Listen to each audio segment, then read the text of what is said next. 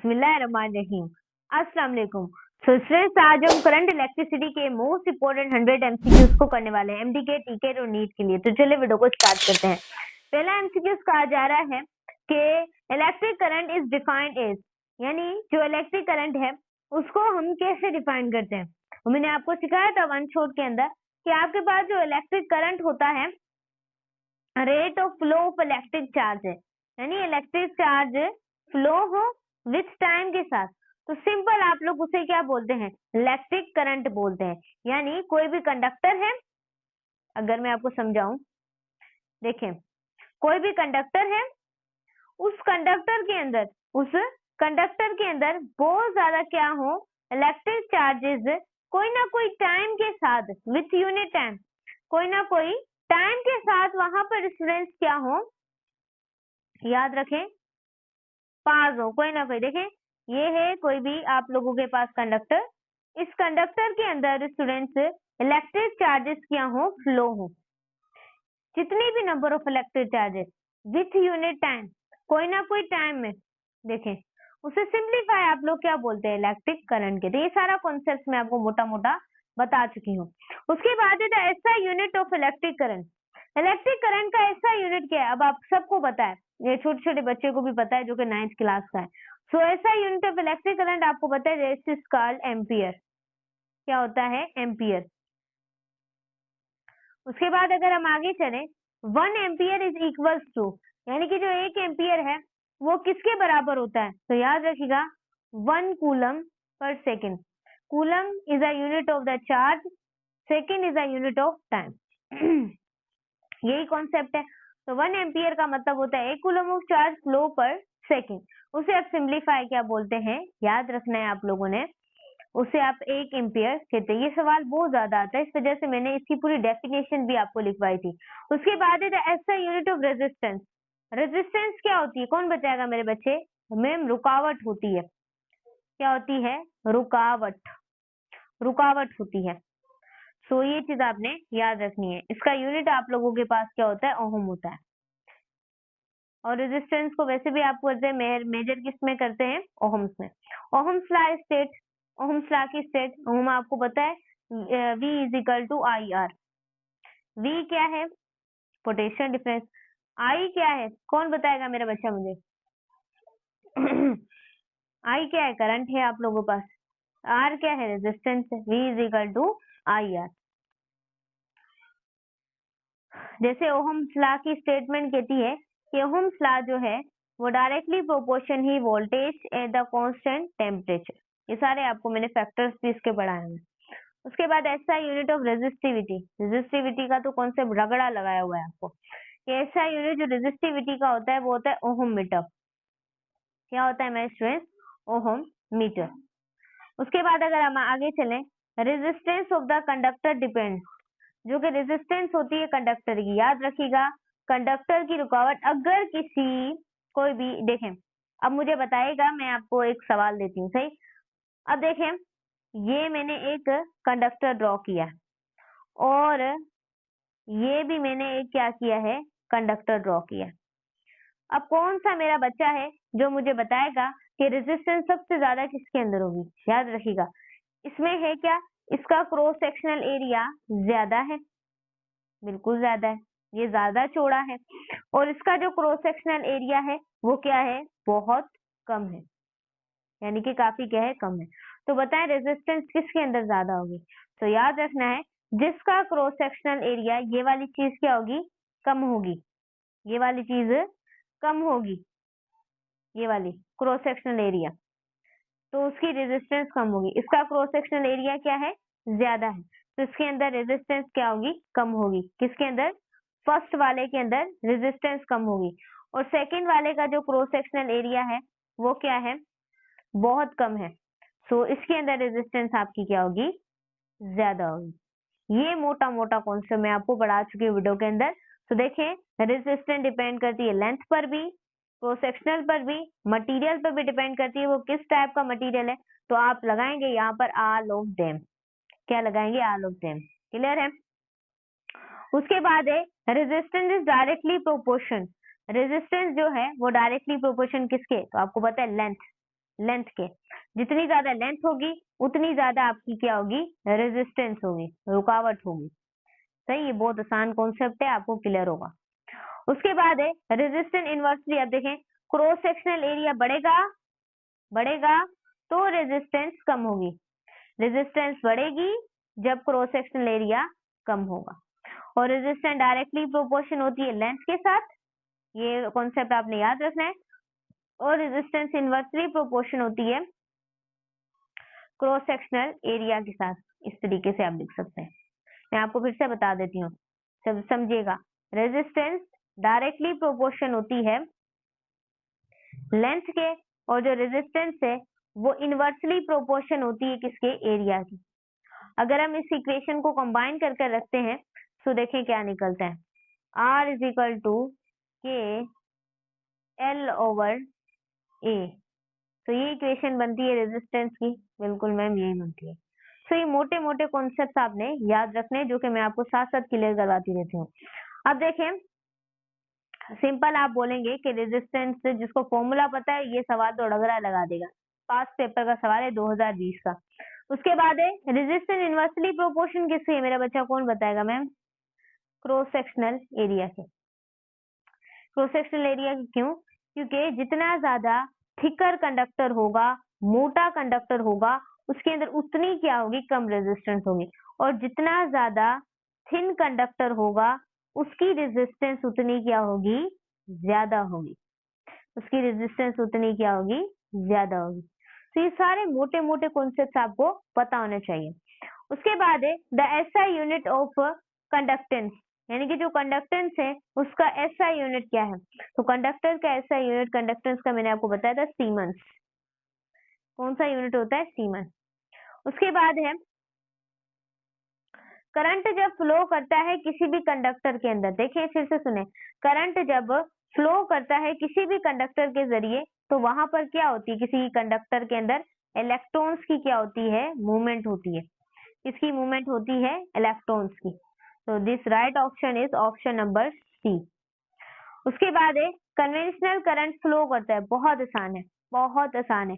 Positive to from positive to negative, मैंने आपको बताया था पॉजिटिव टू नेगेटिव फ्लो करता है, this is called conventional current. Electronic current negative to positive, this is called electronic current. उसके बाद है हमारे पास इलेक्ट्रॉन फ्लो करता है, यानी कि जो हमारे पास इलेक्ट्रॉन है वो फ्लो करते हैं। कैसे फ्लो करते हैं, याद रखना है आप लोगों ने, वो फ्लो करते हैं अपोजिट टू कन्वेंशनल करंट, क्योंकि इलेक्ट्रॉन फॉर्म करते हैं नेगेटिव टर्मिनल टू पॉजिटिव, ये चीज आपने याद रखनी। उसके बाद है ड्रिफ्ट वेलोसिटी इज बहुत आसान है, मैं आपको ड्रिफ्ट वेलोसिटी भी बता चुकी हूँ। वो क्या होती है, एवरेज वेलोसिटी होती है free electrons in a conductor. कोई भी कंडक्टर के अंदर फ्री इलेक्ट्रॉन्स जो होती है उसे सिंप्लीफाई आप एवरेज वेलोसिटी कहते हैं। Drift velocity of electron generally, जो ड्रिफ्ट वेलोसिटी होती है इलेक्ट्रॉन्स की वो बहुत स्मॉल होती है। तो आप ऑप्शन नंबर बी पे जल्दी टिक कर दें, वेरी स्मॉल, क्योंकि इलेक्ट्रिक सिग्नल ट्रेवल करते हैं क्वाइटली, बहुत तेजी से, and electron drift velocity is few. उसके बाद है करंट डेंसिटी, जो करंट की डेंसिटी होती है हम उसे कैसे डिफाइन कर सकते हैं।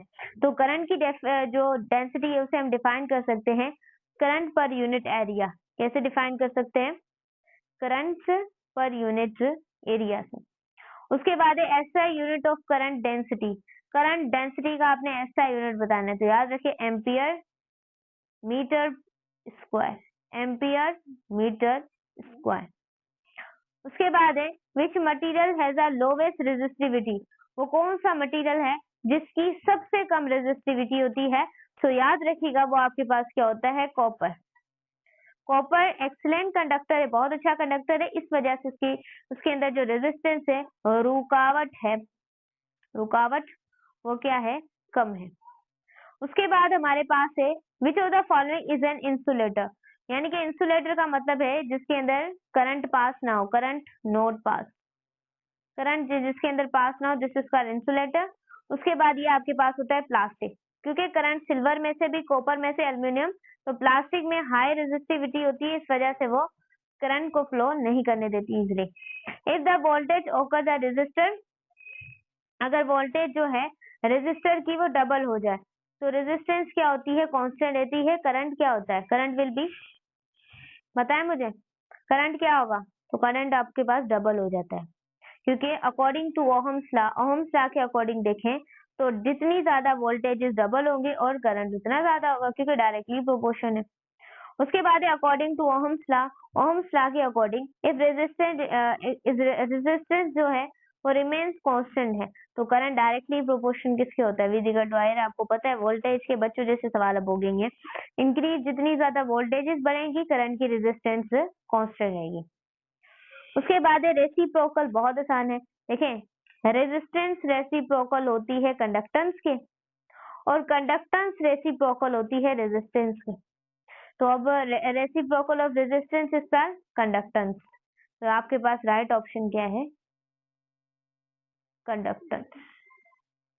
Which of the following is a best conductor of electricity, best conductor of electricity आप लोगों के पास क्या होता है, कॉपर। कॉपर की लो रेजिस्टिविटी होती है, इस वजह से हम यूज करते हैं वहां पर electrical wiring. The resistance of the conductor, अगर कोई भी कंडक्टर की रेजिस्टेंस क्या है, बढ़ जाएगी, तो बढ़ जाने से क्या होगा, उसकी लेंथ इंक्रीज हो जाएगी, उसकी लेंथ इंक्रीज हो जाएगी, समझिए। According to the R is equal to P L A, resistance directly आपको पता है, रेजिस्टेंस मैंने आपको बताया था अभी भी, फॉर्मूला बराबर होती है रो एल ए, इसका कांस्टेंट हम लगाते हैं रो, दिस इज, इसे कैसे पढ़ते हैं, रो लगाते हैं, सही है।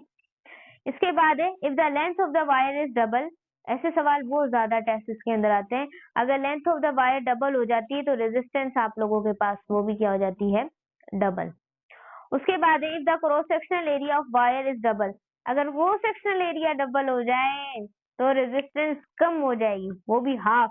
अगर वो डबल हो रहा है तो रेजिस्टेंस क्या होगी, हाफ, क्योंकि मैंने आपको बताया था रेजिस्टेंस इनवर्सली प्रोपोर्शन होती है क्रॉस सेक्शनल एरिया के। अगर किसी भी वायर का क्रॉस सेक्शनल एरिया बढ़ रहा है तो उसकी रेजिस्टेंस सिंप्लीफाई क्या हो जाएगी, आप लोगों के पास हाफ हो जाएगी। ऑप्शन नंबर बी को लगाएं।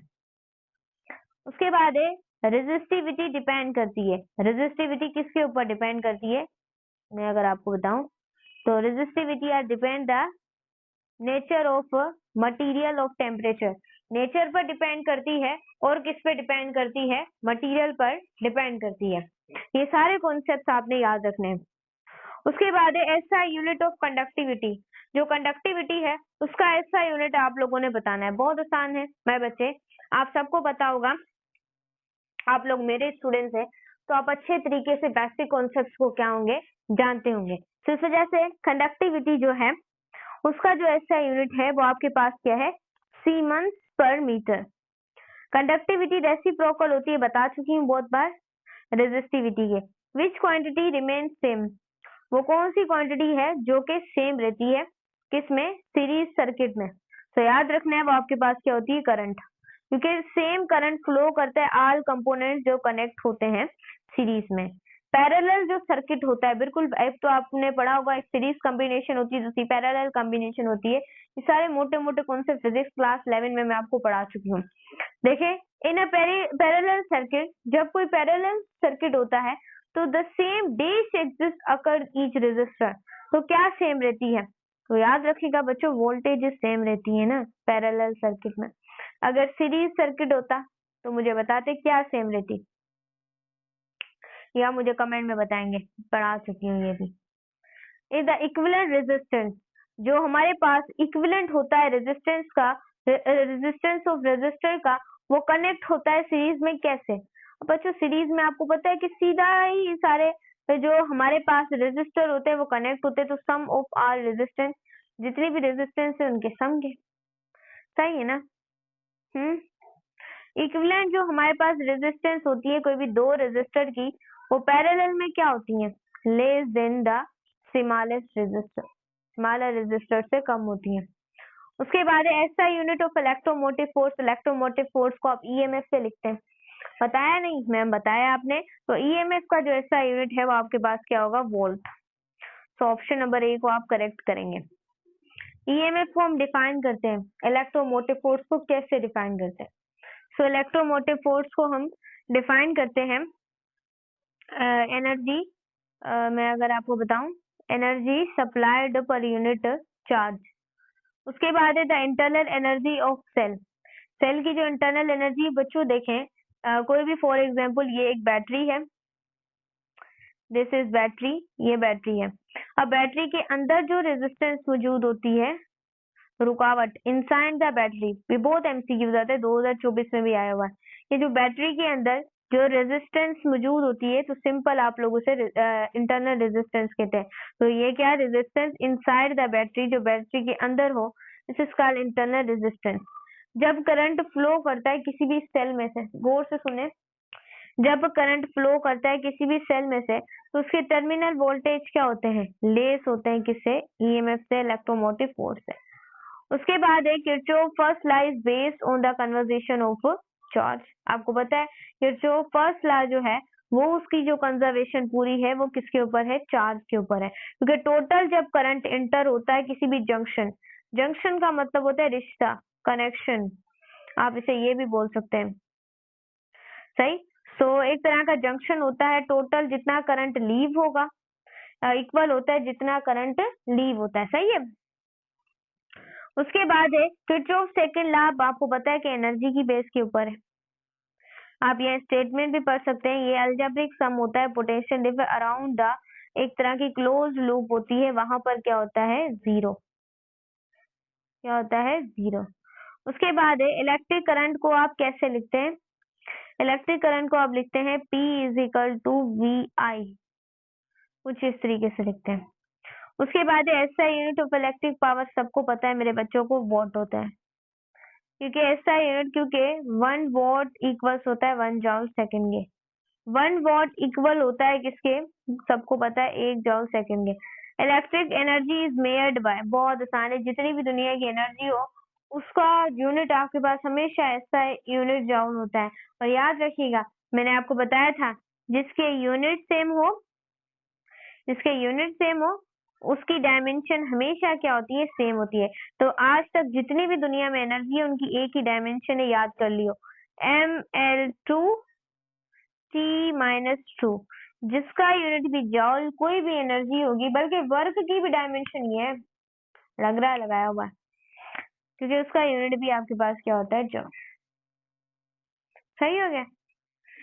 अब मुझे बताइए कमेंट में, एक सवाल तुमसे मैं करती हूँ कि वर्क एक एक्सटेंसिव प्रॉपर्टी है या फिर इंट्रिंसिक प्रॉपर्टी है, ये कमेंट के अंदर तुम लोग मुझे बताओगे, सही हो गया।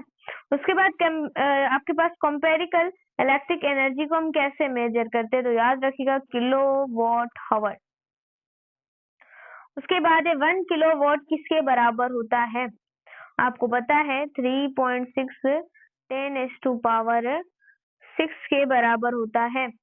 उसके बाद Joule's law heating, Joule's law heating, इसमें से बच्चों देखिए जॉल्स लॉ का H is equal to VIT भी यूनिट है, और बिल्कुल पावर की यूनिट को सिर्फ आप HH लगा दें तो सिंपल वो आप लोगों के हीट के बन जाएंगे, सही। तो ये सारे जो यूनिट है ये आपके पास कितने, जॉल्स लॉ ऑफ हीटिंग के हैं। तो यहाँ पर आप लगाएंगे ऑप्शन नंबर डी, क्योंकि इक्विवेलेंट फॉर्म जो होती है ये जॉल हीटिंग लॉ की इक्विवेलेंट क्या होती है, फॉर्म होती है, क्लियर है। उसके बाद heating effect of current depend, जो हीटिंग इफेक्ट होता है करंट का वो किसके ऊपर डिपेंड करता है, ये इंपॉर्टेंट है, और डिपेंड करता है करंट के ऊपर, रेजिस्टेंस के ऊपर, टाइम के ऊपर। तो यहाँ पर सारे ऑप्शन आप लोगों के पास क्या है, सही है। उसके बाद fuse wire work on the principle of, fuse wire जो है वो काम करती है किसके प्रिंसिपल पर, आपने याद रखना है वो हीटिंग इफेक्ट ऑफ करंट पे डिपेंड करती है। एक्सिस करंट हीट मेल्ट होता है फ्यूज वायर में, और जो कि ब्रेकिंग सर्किट्स में होता है। उसके बाद मटेरियल कॉमनली यूज होता है, यानी कि वो कौन सा मटेरियल है जो कॉमनली यूज होता है फ्यूज वायर में, तो हमने याद रखना है low melting point commonly material होता है। उसके बाद इलेक्ट्रिक बल्ब जो है वो ग्लोस करता है, इसको ग्लोस करता है, याद रखिएगा heating effect of a current को, क्यों, क्योंकि फिलामेंट बिकम हॉट, गर्म होता है, Joule's heating, due to Joule heating. उसके बाद the filament of an electric bulb, जो इलेक्ट्रिक बल्ब, अगर मैं बात करूं यहाँ पर एक इलेक्ट्रिक बल्ब की, अगर मैं यहाँ पर बात करूं किसकी, एक इलेक्ट्रिक बल्ब की, सो इलेक्ट्रिक बल्ब के अंदर फिलामेंट्स लगे होते हैं, आप लोग देखा होगा टंगस्टन के। इसके अंदर सबसे ज्यादा रेजिस्टेंस होती है, सबसे ज्यादा बिजली खींचते हैं। इसके किसके बने होते हैं, टंगस्टन के, इसके टंगस्टन के। उसके बाद है which metal is commonly use a house hold wiring. House hold wiring में हम कौन से मेटल का इस्तेमाल करते हैं वायरिंग में, याद रखिएगा हम इस्तेमाल करते हैं कॉपर का, क्योंकि कॉपर की लो रेजिस्टिविटी होती है, हाई कंडक्टिविटी, क्योंकि resistivity is inversely proportion to the conductivity. The resistance is a metallic conductor generally, जो रेजिस्टेंस होती है मेटेलिक कंडक्टर की वो जनरली क्या होती है, वो इंक्रीज होती है, सही है। उसके बाद है सुपर कंडक्टर है, जो सुपर कंडक्टर होती है उसकी याद रखिएगा जीरो इलेक्ट्रिकल रेजिस्टेंस बहुत कम होती है, क्योंकि इनका जो क्रिटिकल टेम्परेचर होता है सुपर कंडक्टर का, नो इलेक्ट्रिक रेजिस्टेंस, उसके अंदर कोई भी इलेक्ट्रिक रेजिस्टेंस रुकावट नहीं होती। उसके बाद है अगर करंट आप लोगों के पास रेजिस्ट, ऐसे मस्त सवाल आएंगे कैलकुलेटर की जरूरत नहीं पड़ेगी तुम्हें। अगर करंट फ्लो होता है किसी भी रेजिस्टेंस में, कितना है करंट, देखिएगा करंट आप लोगों के पास कितना है 2 एम्पियर, और वोल्टेज कितनी है तुम्हारे पास 10 है, 2 1 द 2 2 5 द 10, तुम्हारे पास रेजिस्टेंस कितनी आ गई 5 ओम। लगाओ भाई टिक, ऐसे सवाल आएंगे। उसके बाद है रेजिस्टर जो है 6 ओम उसकी रेजिस्टेंस है, करंट है 2 एम्पियर, आपने इसके वोल्टेजेस को क्या करना है, सिंपल मालूम करना है। इसको वी ओम्स ला लगेगा, V is equal to I R, रगड़ा लगाना है, फॉर्मूले का पता ही है ना, आप डिवाइड कर दें, ऐसा बिल्कुल भी नहीं होगा, क्वेश्चन को समझना है। करंट कितना है 6, रेजिस्टेंस कितनी है 2, 6 टू द 12, तो 12 वोल्ट आप लोगों के पास वोल्टेज अकर्स होंगे। उसके बाद है पावर डिसिपेटेड, जो पावर डिसिपेटेड होती है वो 10 ओम, रेजिस्टर कैरी करता है 2, आपने पावर बतानी है। तो पावर के बहुत सारे फॉर्मूले होते हैं, तो मुझे यहाँ जो सुइटेबल फॉर्मूला लग रहा है वो लग रहा है P is equal to I square upon R. तो क्योंकि हमने पावर मालूम करनी है, करंट कितना है 2, तो 2 का स्क्वायर कर दें यहाँ पर, और रेजिस्टेंस यहाँ पर कितनी दी हुई है 10, तो 2 का square 4, 4 multiply 10 40 volt. Which instrument mayor the electric current, वो कौन सा इंस्ट्रूमेंट है जो कि इलेक्ट्रिक करंट को, जो सबको पता है एमीटर, वो नहीं एमीटर, एमीटर कनेक्ट होता है series to measure a current. Ammeter connect होता है किसमें, कैसे कनेक्ट होता है, इन सीरीज, सीरीज के अंदर वो कनेक्ट होता है, क्योंकि करंट मस्ट पास होता है एमीटर से, ये चीज आपने याद रखनी है। वोल्ट मीटर कनेक्ट होता है कैसे, ये चीज आपने बतानी है कि वोल्ट मीटर कैसे कनेक्ट होता है ना, सीरीज में पैरेलल में, तो वोल्ट मीटर कनेक्ट होता है पैरेलल में। उसके बाद है आइडियल वोल्ट मीटर, ख्याली वोल्ट मीटर की इन्फिनिटिव रेजिस्टेंस होती है, इन्फिनिटिव। उसके बाद है आइडियल एमीटर, जो आइडियल एमीटर होता है याद रखना है उसकी रेजिस्टेंस आप लोगों के पास क्या होती है, जीरो रेजिस्टेंस। उसके बाद the instrument use to measure potential difference, वो कौन सा इंस्ट्रूमेंट है जिससे हम पोटेंशियल डिफरेंस को मेजर करते हैं, this is called voltmeter. Galvanometer use to detect, galvanometer से क्या डिटेक्ट करते हैं, स्मॉल इलेक्ट्रिक करंट, छोटे इलेक्ट्रिक करंट को। Galvanometer can be converted into ammeter, galvanometer को जब हम कन्वर्ट करते हैं एम मीटर में, तो बच्चों याद रखिए उसकी लो रेजिस्टेंस शंट होते हैं और वो पैरेलल होता है। गैल्वानोमीटर जो होता है वो कन्वर्टेड होता है इनटू वोल्ट मीटर में, क्योंकि वो कनेक्ट होता है हाई रेजिस्टेंस इन सीरीज में। वेटस्टोन जो ब्रिज है उससे हम क्या मेजर करते हैं, अननोन रेजिस्टेंस, जो कि हमें बिल्कुल भी पता नहीं होती। मैं आपको पूरा वेटस्टोन ब्रिज पढ़ाया हुआ है। देखिए वेटस्टोन जो ब्रिज होता है वो मेजर करता है अननोन रेजिस्टेंस, अननोन रेजिस्टेंस को। वेटस्टोन ब्रिज बैलेंस करता है, किसको बैलेंस करेगा, तो आपने याद रखेगा पोटेंशियल डिफरेंस जब गैल्वानोमीटर में 0 होगा तो वेटस्टोन ब्रिज क्या होगी, बैलेंस होगी। 68 आप potentiometer work on the principle, potentiometer भी पढ़ा हुआ है। पोटेंशियोमीटर जो होता है वो पोटेंशियल जब ड्रॉप होता है वो डायरेक्टली प्रोपोर्शन होता है लेंथ ऑफ द वायर के साथ, क्योंकि पोटेंशियल ग्रेडियंट रिमेन कांस्टेंट रहता है क्योंकि यूनिफॉर्म सेम वायर होती है। उसके बाद है potentiometer is more accurate. Potentiometer कहा जाता है कि वो बहुत ज्यादा एक्यूरेट है वोल्ट मीटर से। क्यों? ऐसा क्यों है? ऐसा इस वजह से है, याद रखना है, क्योंकि इसमें ड्रॉ नहीं होता कोई भी करंट पोटेंशियल डिफरेंस, क्योंकि ड्रॉ नो करंट हो तो मेयरिंग हम उसे करते हैं पोटेंशियल डिफरेंस। करंट डेंसिटी को हम किससे रिप्रेजेंट करते हैं? करंट डेंसिटी को याद रखिएगा हम जॉल में रिप्रेजेंट करते हैं, और करंट डेंसिटी रिलेटेड करती है करंट से बाय, जैसे कि यहाँ पर J is equal to I is equal to A। सही है। उसके बाद आपके पास है ड्रिफ्ट वेलोसिटी जो होती है वो डायरेक्टली प्रोपोर्शनल होती है किसके? इलेक्ट्रिक फील्ड के। The drift velocity of electron is the order of, तो याद रखिएगा फ्यू मिलीमीटर पर सेकेंड। उसके बाद है ऐसा यूनिट ऑफ इलेक्ट्रोमोटिव फोर्स, तो याद रखना है वो क्या होता है? वोल्ट। और इंटरनल रेजिस्टेंस अगर सेल की बढ़ जाती है तो करंट सप्लाई जो सेल की होती है वो डिक्रीज हो जाती है। ये कॉन्सेप्ट तुमने याद रखने हैं। उसके बाद है जितनी ज्यादा हायर इंटरनल रेजिस्टेंस होगी उतना ज्यादा रिड्यूस होगा करंट और डिलीवर्ड होगा वहां पर एक्सटर्नल सर्किट के अंदर। इलेक्ट्रिकल कंडक्टिविटी रेसिप्रोकल होती है किसके? किसके रेसिप्रोकल होती है? बच्चों पता है, रेजिस्टिविटी के। ऐसा unit of conductivity siemens meter. लगाओ ना भाई, क्या ही कर रहे हो तुम। द टोटल रेजिस्टेंस जो रेजिस्टर की होती है वो कनेक्टेड होती है सीरीज में, क्योंकि ऑलवेज ग्रेटर होती है इंडिविजुअल रेजिस्टर से। Equivalent resistance of the resistor connect होती है पैरेलल, क्योंकि वो लेस देन होती है स्मॉलेस्ट रेजिस्टर से। उसके बाद है किरचॉफ लॉ की स्टेट आपको क्या बताती है? क्या बताएगी? क्योंकि वो सम होता है करंट जब इंटर होता है किसी भी जंक्शन में, तो इक्वल होता है कि जितना करंट वहां से, एक बार और समझे, किरचॉफ करंट जो लॉ है वो करंट जितना एंटर होगा किसी भी जंक्शन में इक्वल होगा जितना वो लीव होगा।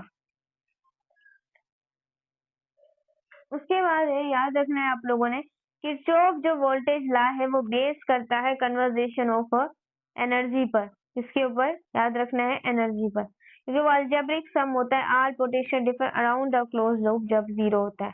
यूनिट ऑफ इलेक्ट्रोमोटिव फोर्स याद रखिएगा वोल्ट होता है।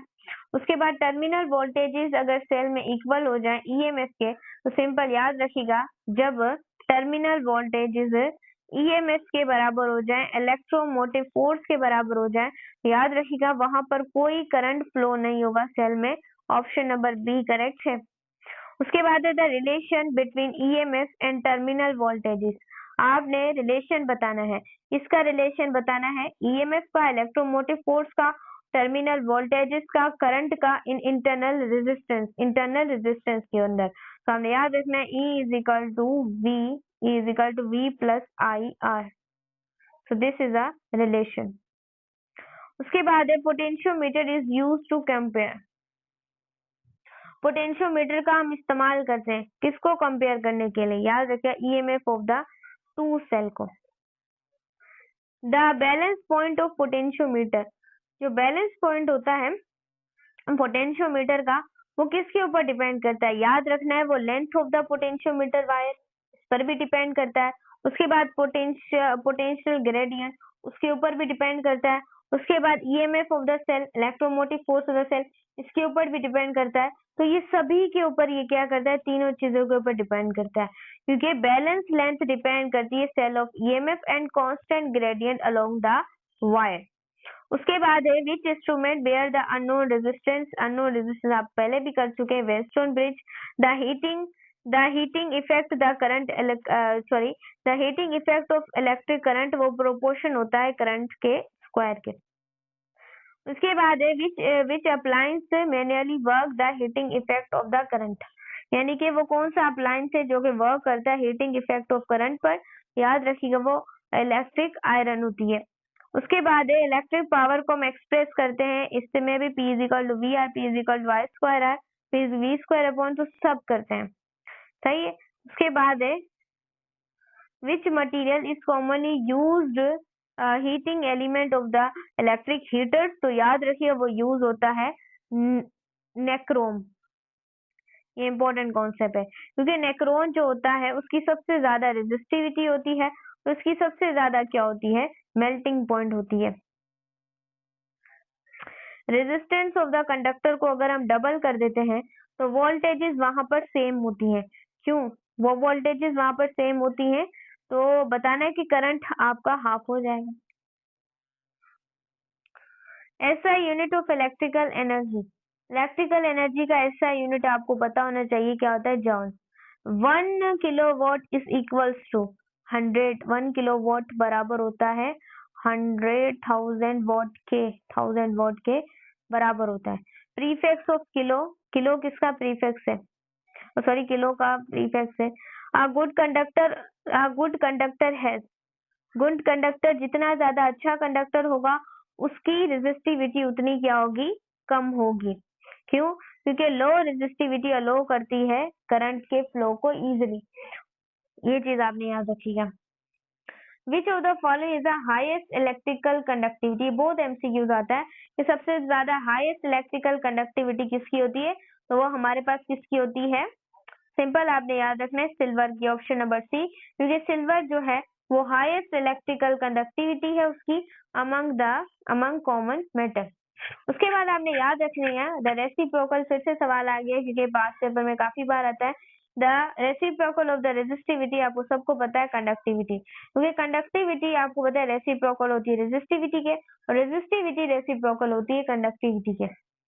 Which law explain the conversation of charge, charge की कंजर्वेशन को जो बताता है वो किरचॉफ करंट लॉ है, क्योंकि टोटल जितना करंट इंटर होगा किसी भी जंक्शन में से वो इक्वल्स होगा कि कितना टोटल करंट वहां से लीव होता है उसके बाद हमारे पास एमसीक्यूज है, एमसीक्यूज नंबर 99, वहां पर कहा जा रहा है कि which law explain the conversation of energy, वो कौन सा लॉ है जो एक्सप्लेन करता है कन्वर्जेशन ऑफ एनर्जी को कोई भी इलेक्ट्रिक सर्किट के अंदर, तो याद रखना है वो किरचॉफ वोल्टेज लॉ है, क्योंकि algebraic sum of voltage in around a close loop 0 होता है। ये बहुत एमसीक्यूज आता है, अक्सर स्टूडेंट्स 2023 में भी इसे गलत कर आए थे।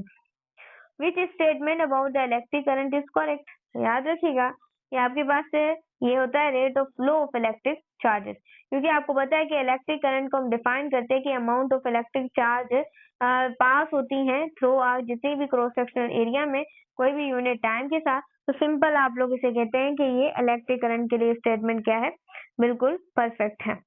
आपने स्टूडेंट्स वीडियो को लाइक करना है, चैनल को सब्सक्राइब करना है, और टीच दुआ बायोलॉजी चैनल को लाजमी सब्सक्राइब करना है, सपोर्ट करनी है, और हमारे फेसबुक पेज टीच दुआ रिजवान को लाजमी फॉलो कीजिएगा आप लोग, टिकटॉक, इंस्टाग्राम, तो बाय बाय, लिंक डिस्क्रिप्शन के